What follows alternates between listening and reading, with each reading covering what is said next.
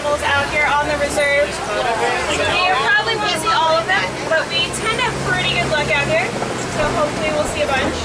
This is a photo safari, so if you do plan on taking photos, make sure you have your camera or phone on an action or sports setting. It helps get clearer photos since we and the animals are moving. Once we get clearance from the warden, we're going to head into the Little Ituri Forest.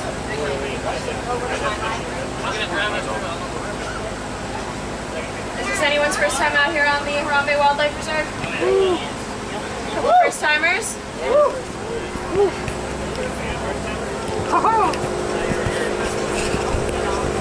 Alright, let's see what we can see out here. Now, animals in the forest do tend to use camouflage as a way of protecting themselves, so make sure you keep your eyes peeled. You never know what we might see out here.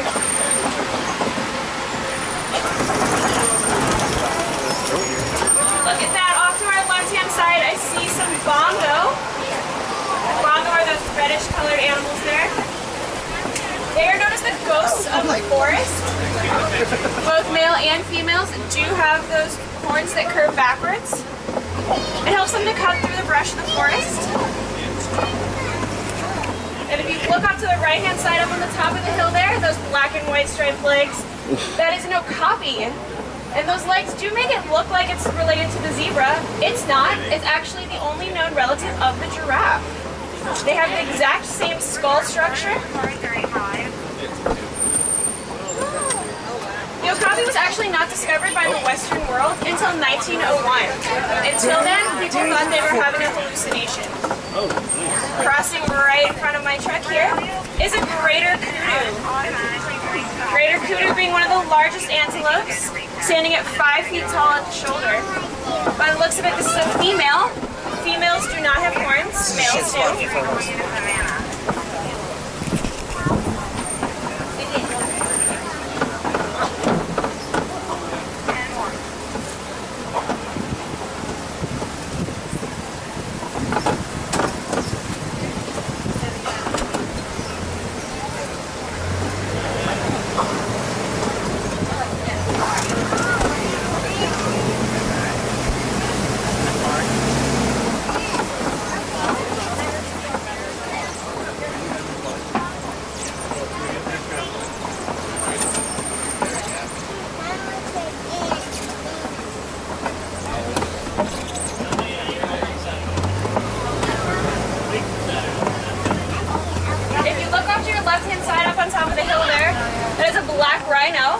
Black rhinos weighing in at about 3,000 pounds.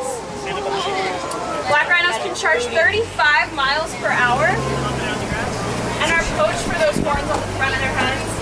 Sadly, there are less than 5,000 left in the world.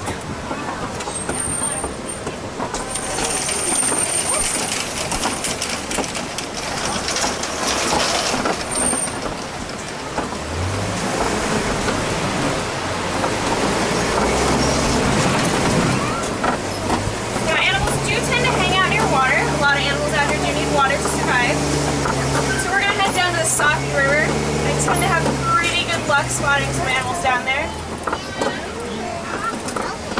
Animals like the Nile hippopotamus like to hang out in the river.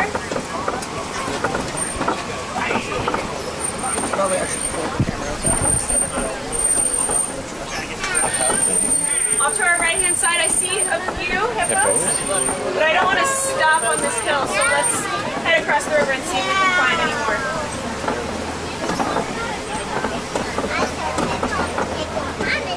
Would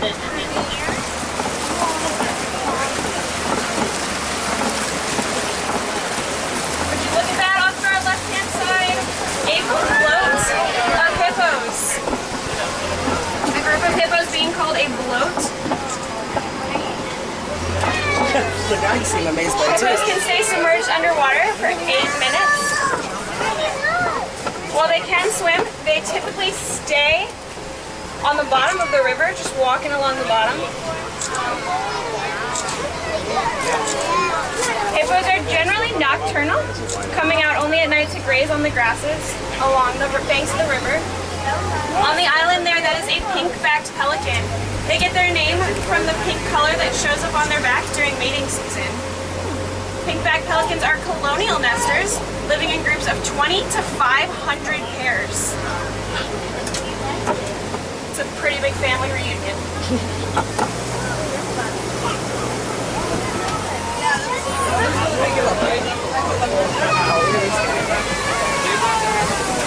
On our left-hand side, I do see the Nile crocodile. Nile crocodile. Make sure you stay seated, please. Thank you. Nile crocodiles can get to 18 to 20 feet in length. That is as long as a giraffe is tall. They can weigh 500 pounds and have the force in their jaw to break the bones of any of their prey. I think we should head out of there knowing that information. I know, they look pretty thoughtful right now.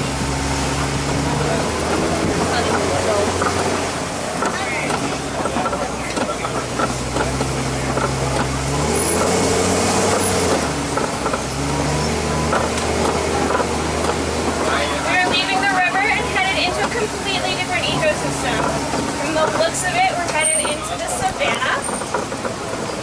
The savannah is home to many favorite animals: lions, giraffes, elephants, just to name a few.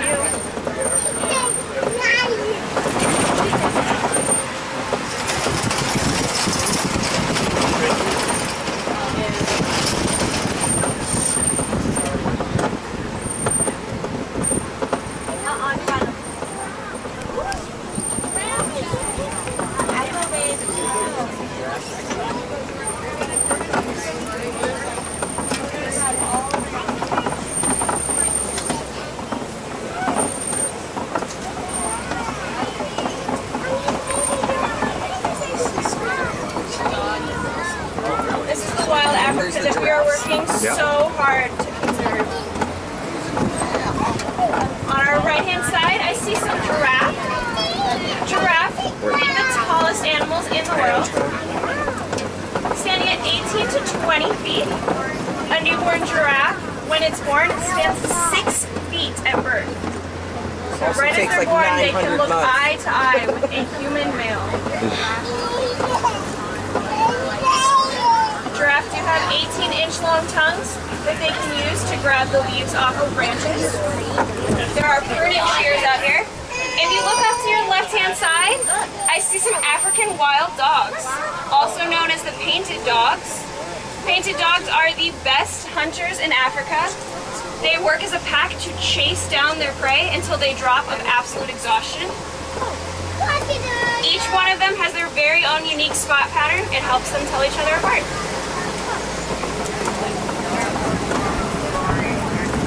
African wild dogs are crepuscular, which means they're most active during the early morning and right at dusk. Another giraffe coming up here on our left. We've got a whole tower of giraffe around us. A group of giraffe being called a tower. Makes sense. Appropriately named. From the looks of it, it looks like these are Maasai giraffe, just being one of the many different types of giraffe. Like, yeah, giraffe butt. It's just like fresh, I got a sweet picture of giraffe butt.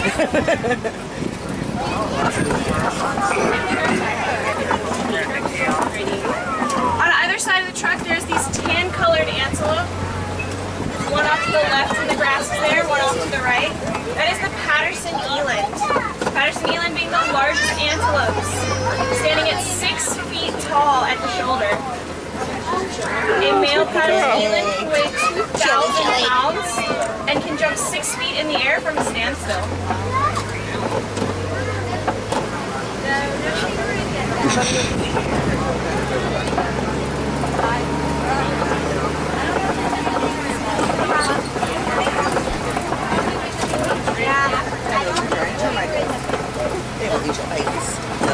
But it sounds scary, doesn't it? Another Patterson eland walking up to the left here on that hill.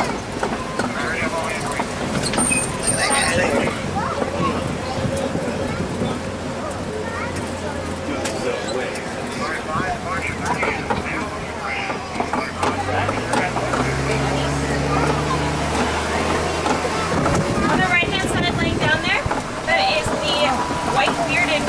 beast. They get their name from the Afrikaans word meaning wild beast. They're also referred to as the new GNU from the sound that they make. And they migrate every year between 500 to 1,000 miles. On the right, up on the hill there with those curved back horns, that is the sable antelope. Sable antelope have those horns that curve backwards as a means of protecting themselves from any attacking lions. They're also the emblem of the Harambe Wildlife Reserve. Better look at the sable antelope here.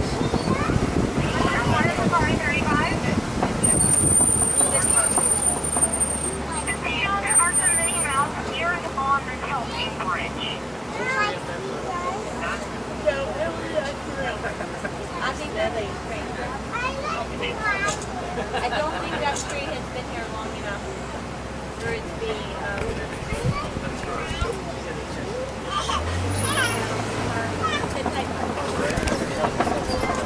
Let's head over to Monkey Point and see what we can see out there.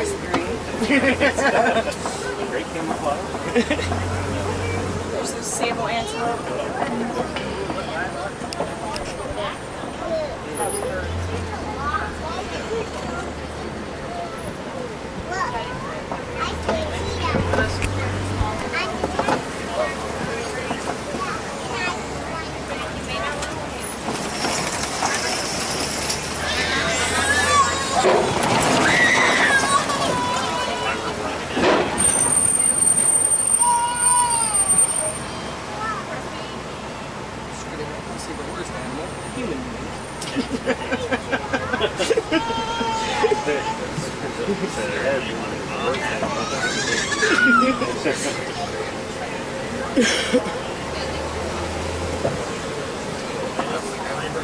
On our left, up on the hill there, underneath the trees in the shade, is the mandrill, the largest monkey in the world.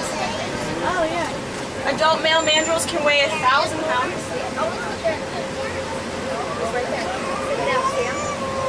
The alpha male will be the brightest color of red and blue. I see a African male elephant. Let's go around the trees here and see if we can get a better look at him.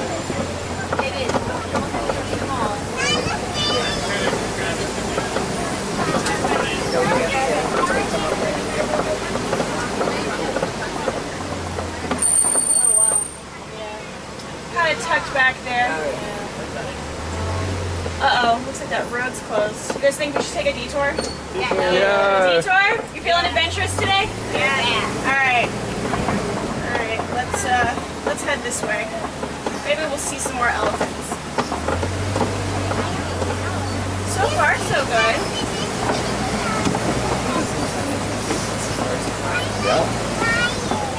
Oh man, I do not like the look of this bridge. And there's Minnie Mouse ears on it. Oh my god, they killed Minnie. They killed Minnie. Guys, I don't like bridges, but at least this one doesn't have crocodiles underneath. Cross your fingers. You know what, better yet, cross your toes too. Oh no! Oh no! Lean your right! Lean your right! Lean! Who didn't cross their fingers? I told you I didn't like bridges. Let's get out of here.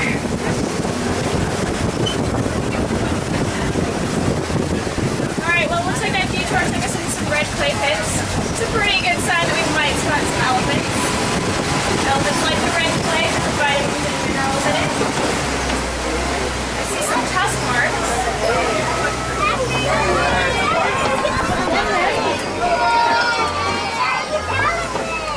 Alright, let's get around this tree line and see if we can find the rest of the herd. Females will stay with the herd. Males will leave the herd when they reach teenagehood and live by themselves or in smaller bachelor groups.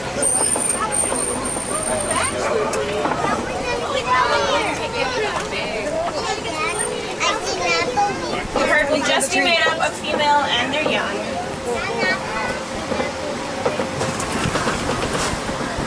The African elephant has the longest gestation period of any animal out here. They carry their young for 22 months, almost 2 years. That's terrible. A nice view there of the elephants off to our left. They flap their ears like that to help them stay cool. It helps their blood circulate. It can drop their body temperature 15 degrees. Dad, I don't think I see anything down this side. Those trunks have about 100,000 muscles in them. It acts as another appendage.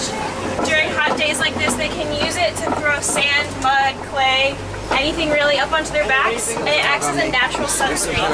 Elephants have extremely sensitive skin.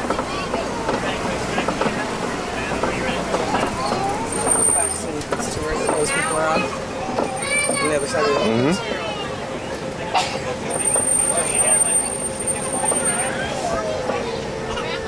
Both male and female elephants will have those tusks, and once they lose them, they never grow back. Sadly, elephants are poached for the ivory tusks.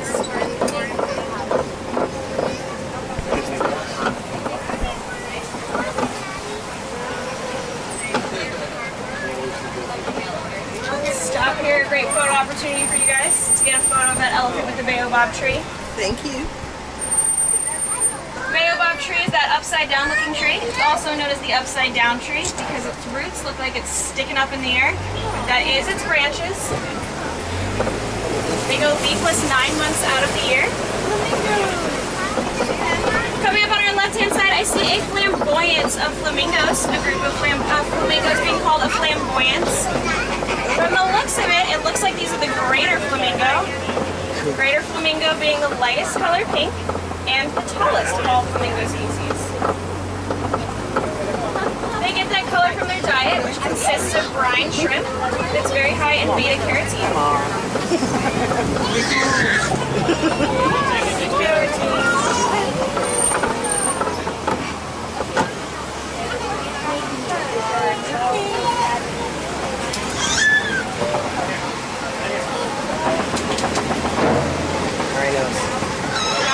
I see some clay in here, and I see the animal that likes to make these pits. There's a white rhino coming up on our left. White rhinos weigh about 5,000 pounds. The white rhino is a little bit larger than the black rhino, but it's not any different in color. They get their name white from the mispronunciation of the Afrikaans word meaning white, which means wide, because they have those wide lips that help them graze on the grasses. Oh, an ostrich. Ostrich off to the right. We're going to swing around this corner and see if we can get a better look at them. Sadly, white rhinos, like black rhinos, are poached for their horns. It was used to be thought that those horns contain medicinal properties. They're actually just made up of keratin, the same thing found in your fingernails. We're trying to get that message out there to people who are willing to buy the horns, that they really don't have medicinal properties, but sadly that message is not reaching everyone.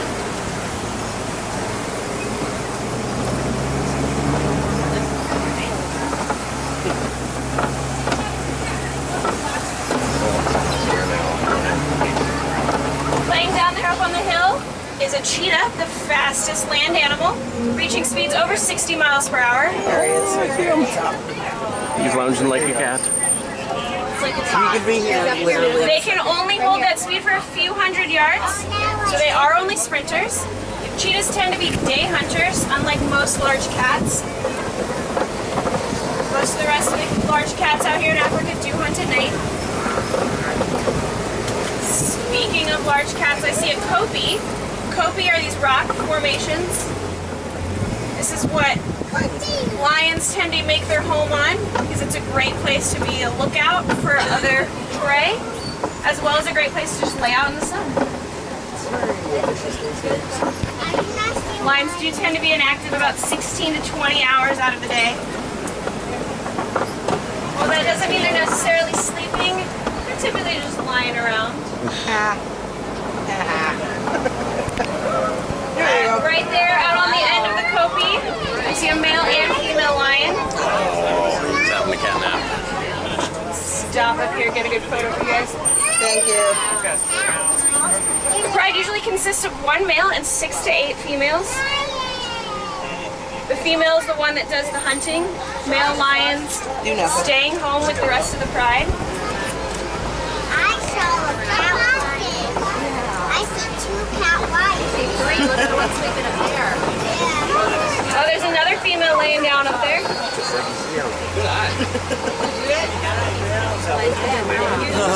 Male one's like, if you could not.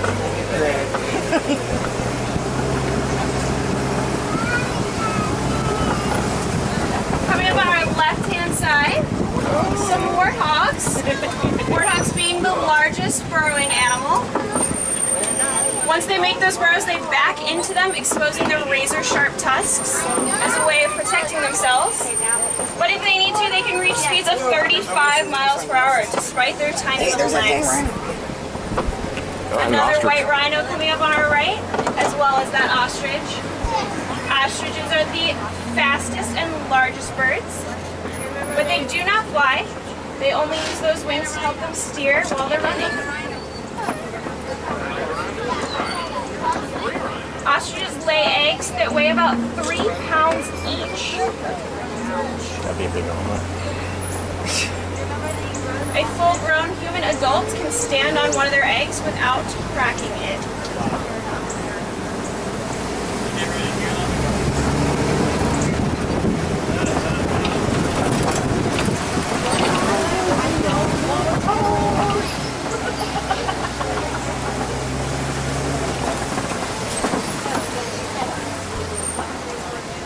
We're going to head into a different part of the reserve. This is the Magadi Glen.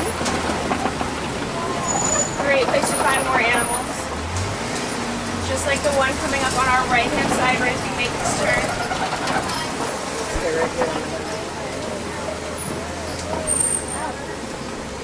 On our right, that is the scimitar horned oryx. The scimitar horned oryx gets their name from those horns that resemble the scimitar sword. There's another one up on our left on the hill there.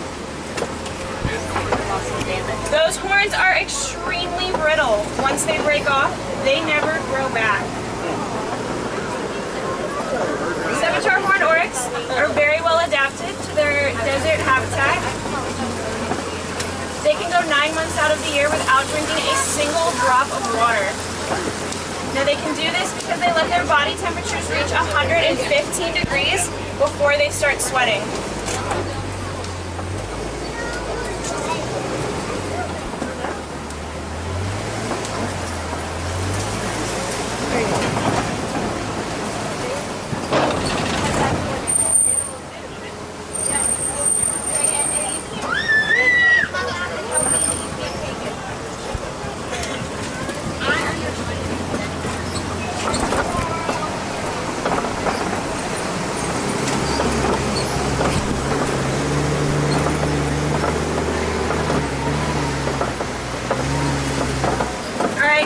Sadly, this is the end of our photo safari out here, and I'm going to start dropping you off at the nearest warden's post. But your journey with the animals does not have to stop here. Once I drop you back at that warden's post, it is only a short walk to Gorilla Falls. Gorilla Falls is another great place to get some awesome photos of some of our favorite animals out here in Africa. Animals such as the western lowland gorillas, naked mole rats, meerkats, birds, reptiles, and many more. It's a self-guided tour. And like I said, a great place to get some more photos.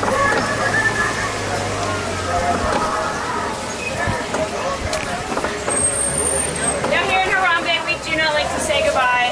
It is far too sad and far too final. So we like to say Kwaherini, which means to go well.